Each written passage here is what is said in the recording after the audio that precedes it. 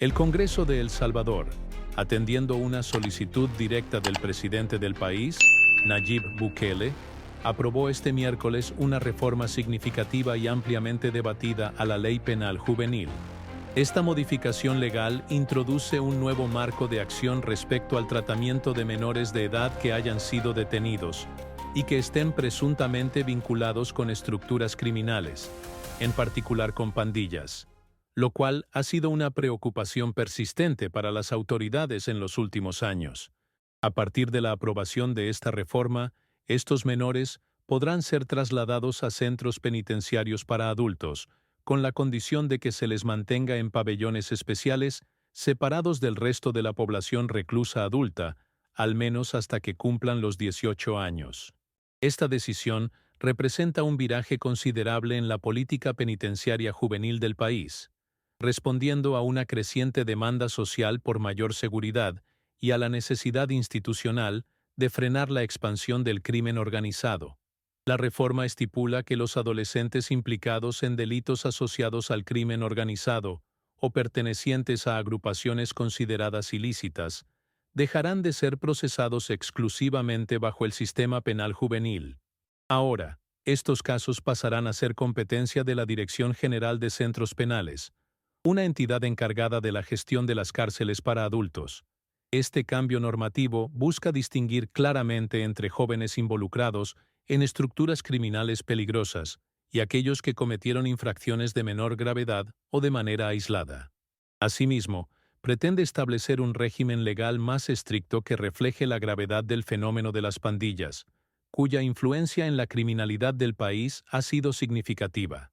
Esta diferenciación, según argumentan los legisladores, es necesaria para preservar la eficacia del sistema de justicia juvenil y evitar que sea contaminado por elementos con alto grado de peligrosidad. Durante la sesión plenaria en que se discutió y aprobó esta medida, el diputado Walter Cotto, uno de los portavoces principales de la propuesta, explicó que el objetivo central es evitar que los menores vinculados al crimen organizado reciban el mismo tratamiento que aquellos jóvenes que han cometido infracciones aisladas o de menor impacto social. Para Cotto, esta separación institucionalizada permitirá una respuesta más proporcional y ajustada al nivel de amenaza que representan ciertos individuos. Subrayó que el nuevo enfoque no solo busca proteger a la sociedad en general, sino también salvaguardar a los propios jóvenes no vinculados al crimen organizado, quienes podrían verse influenciados o amenazados si comparten espacios de internamiento con miembros de pandillas. Cabe destacar que esta reforma no modifica el tratamiento de los adolescentes que están siendo procesados por delitos comunes y que cumplen sanciones en centros de internamiento. Estos jóvenes continuarán bajo el resguardo y la administración del Instituto Salvadoreño para el Desarrollo Integral de la Niñez y la Adolescencia, ISNA, una entidad que mantiene su compromiso con la rehabilitación, la educación y la reintegración social. El ISNA seguirá implementando programas diseñados para ofrecer una segunda oportunidad a menores infractores que no están ligados a organizaciones criminales, con el objetivo de evitar su reincidencia y promover su desarrollo integral.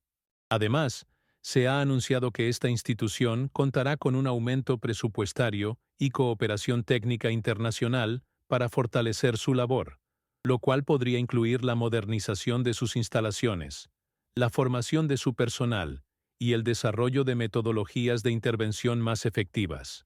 Simultáneamente, en la misma jornada legislativa, el Parlamento salvadoreño aprobó otra reforma significativa que prohíbe explícitamente la concesión de beneficios como la libertad condicional o la libertad anticipada a personas condenadas por delitos cometidos bajo el amparo de estructuras de crimen organizado. Esta enmienda responde a la necesidad de establecer sanciones ejemplares y garantizar que quienes integran pandillas cumplan íntegramente sus condenas, sin la posibilidad de regresar anticipadamente a las calles para retomar sus actividades delictivas. Esta medida también ha sido presentada como una forma de cerrar cualquier puerta legal que permita la reincidencia de los líderes criminales, asegurando que las penas impuestas sean cumplidas de manera estricta. En el texto de la legislación reformada se hace énfasis en que resulta indispensable limitar el acceso a figuras jurídicas que, en otros contextos, podrían flexibilizar la ejecución de las penas. La razón principal, según lo expuesto por varios legisladores, es que las pandillas han constituido por años uno de los mayores flagelos sociales del país, afectando profundamente la seguridad ciudadana, el desarrollo económico y el respeto de los derechos humanos. Estas organizaciones han sido responsables de miles de muertes, secuestros, extorsiones y desplazamientos forzados. En muchos casos, han impuesto regímenes de terror en comunidades enteras, lo que ha derivado en una pérdida de confianza en el Estado y sus instituciones. Por ello, se considera urgente implementar respuestas legales más contundentes que permitan desmontar sus estructuras operativas y evitar su regeneración. Estas reformas se insertan en un marco más amplio de políticas de seguridad que el gobierno de Nayib Bukele ha venido promoviendo desde su llegada al poder. La línea dura contra el crimen, que incluye desde operativos masivos hasta reformas legales como las aquí descritas, ha sido una de las principales banderas del Ejecutivo.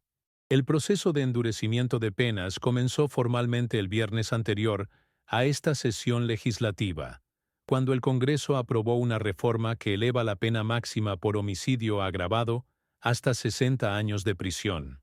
Con estas medidas, las autoridades buscan proyectar una imagen de firmeza institucional y restaurar la paz social en zonas históricamente asediadas por la violencia.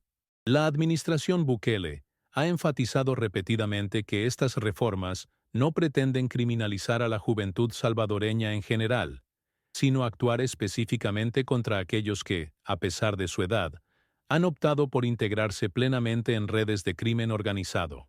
De acuerdo con el gobierno, existe una clara distinción entre jóvenes en situación de vulnerabilidad, que merecen oportunidades y programas de inclusión social, y jóvenes que operan como miembros activos de estructuras criminales, los cuales deben enfrentar las consecuencias legales correspondientes.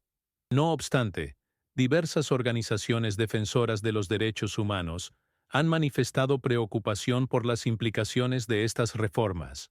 Temen que la línea divisoria entre delincuencia juvenil común y crimen organizado no sea suficientemente clara en la práctica, lo que podría resultar en detenciones masivas injustificadas o procesos legales sin garantías adecuadas. Por ello, se ha solicitado la creación de mecanismos de supervisión independientes, comisiones de seguimiento y la publicación de informes periódicos que evalúen el impacto real de estas reformas sobre los derechos de la infancia y la adolescencia. En definitiva, El Salvador se encuentra en una etapa crítica de redefinición de su estrategia contra el crimen.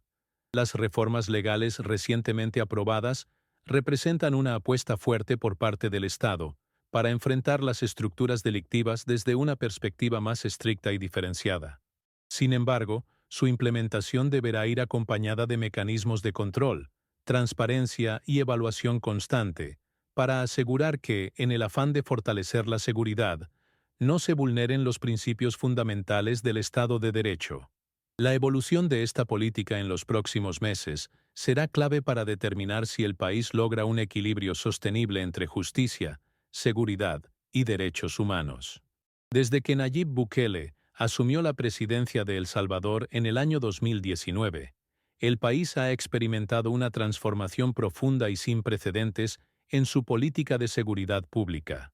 Durante décadas, El Salvador fue catalogado como uno de los países más violentos del mundo, con altas tasas de homicidios atribuidas principalmente a la actividad de pandillas como la Mara Salvatrucha, MS-13 y Barrio 18. Estas estructuras delictivas habían consolidado su poder en numerosas comunidades urbanas y rurales, imponiendo control territorial, extorsionando a comerciantes, reclutando forzosamente a jóvenes y sembrando el miedo entre la población. La vida cotidiana en muchos barrios estuvo marcada por la violencia, el silencio obligado y la falta de oportunidades, generando una cultura del miedo que parecía inamovible.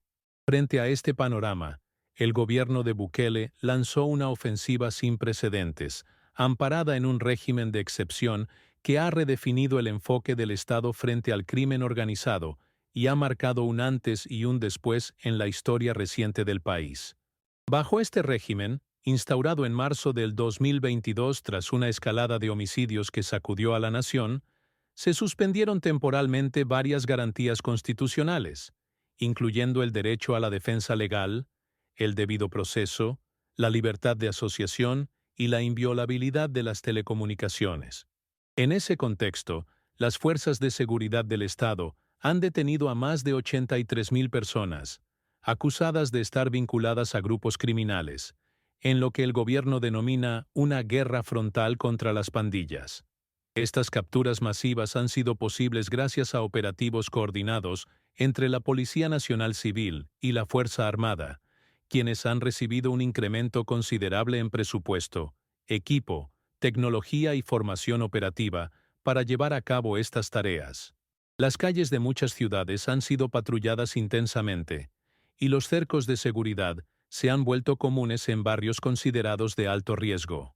Una de las medidas más emblemáticas de esta estrategia ha sido la construcción del Centro de Confinamiento del Terrorismo, CECOT, una megacárcel de alta seguridad ubicada en una zona rural del país, con capacidad para 40.000 internos. Este centro ha sido diseñado con un enfoque de aislamiento total. Los reclusos no reciben visitas, no tienen acceso a llamadas telefónicas ni a correspondencia, y se mantienen bajo vigilancia constante las 24 horas del día. Además, la infraestructura del CECOT está equipada con sistemas de monitoreo de última generación, celdas sin ventanas y estrictos protocolos de seguridad para evitar cualquier tipo de fuga o comunicación con el exterior. El objetivo, según las autoridades, es desarticular la capacidad de organización y comunicación de los grupos delictivos desde el interior de los centros penales, eliminando la posibilidad de que continúen dirigiendo operaciones criminales desde prisión, como ocurría en el pasado. El impacto en los índices de criminalidad ha sido notable. La tasa de homicidios ha descendido hasta alcanzar un nivel de 1.9 por cada 100.000 habitantes, la cifra más baja registrada en el continente americano. Este logro ha sido presentado por el gobierno como prueba contundente del éxito de su política de seguridad, argumentando que ahora los salvadoreños pueden caminar por las calles con mayor tranquilidad, abrir negocios sin ser extorsionados y enviar a sus hijos a la escuela sin temor a la violencia. Sectores afines al oficialismo aseguran que este cambio ha devuelto la esperanza a comunidades que por años vivieron bajo el yugo del crimen, y que hoy celebran un renacer de la vida comunitaria. Comerciantes, transportistas y líderes comunitarios han reportado mejoras tangibles en su calidad de vida, lo que ha contribuido a consolidar el respaldo popular hacia las medidas adoptadas por el Ejecutivo. Sin embargo, diversas organizaciones de derechos humanos, tanto nacionales como internacionales, han expresado su preocupación por las implicaciones de estas medidas. Han documentado casos de detenciones arbitrarias, torturas, desapariciones forzadas y muertes bajo custodia. Además, se ha señalado la falta de acceso a una defensa adecuada, la prolongación de detenciones sin acusaciones formales y la ausencia de mecanismos efectivos de supervisión judicial. Las familias de muchas personas detenidas aseguran que sus seres queridos no tienen vínculos con pandillas y que fueron arrestados injustamente durante redadas masivas. Algunos informes independientes también han advertido sobre el uso excesivo de la fuerza por parte de las autoridades y sobre las condiciones inhumanas en ciertos centros de detención. Las organizaciones no gubernamentales han solicitado investigaciones imparciales y transparencia en la gestión del régimen de excepción, así como garantías de que los derechos fundamentales no están siendo eliminados de facto en nombre de la seguridad pública. Pese a las críticas, el modelo de seguridad implementado por Bukele ha despertado un creciente interés en otros países de América Latina.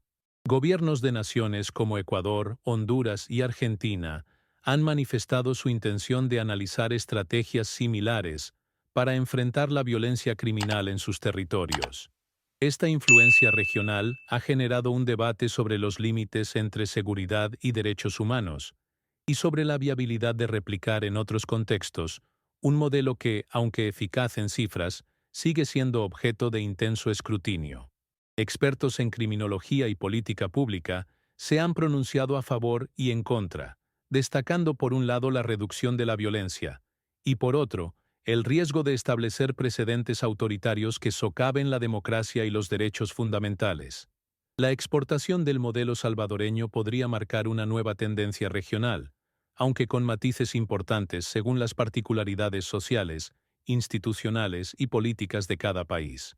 Además, el fenómeno ha captado la atención de medios internacionales y organismos multilaterales, que observan con cautela el desarrollo de la situación en El Salvador. El enfoque de Bukele ha sido descrito como una mezcla de mano dura y populismo punitivo, con una narrativa política centrada en la eficacia inmediata, aunque con escasa información sobre los efectos a largo plazo.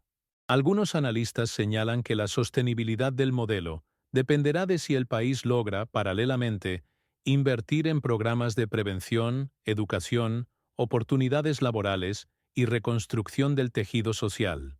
La implementación de políticas sociales que complementen el enfoque punitivo será clave para prevenir futuras generaciones de jóvenes vulnerables al reclutamiento criminal. Asimismo, se espera que en algún momento se restablezcan plenamente las garantías constitucionales y se regrese a un marco de legalidad ordinario. En conclusión, la política de seguridad de Bukele ha marcado un cambio drástico en la forma de abordar la violencia en El Salvador. Con resultados que han captado la atención internacional, el país se encuentra ahora en el centro de una discusión que pone en tensión la efectividad del control del crimen frente a la necesidad de preservar los principios fundamentales del Estado democrático.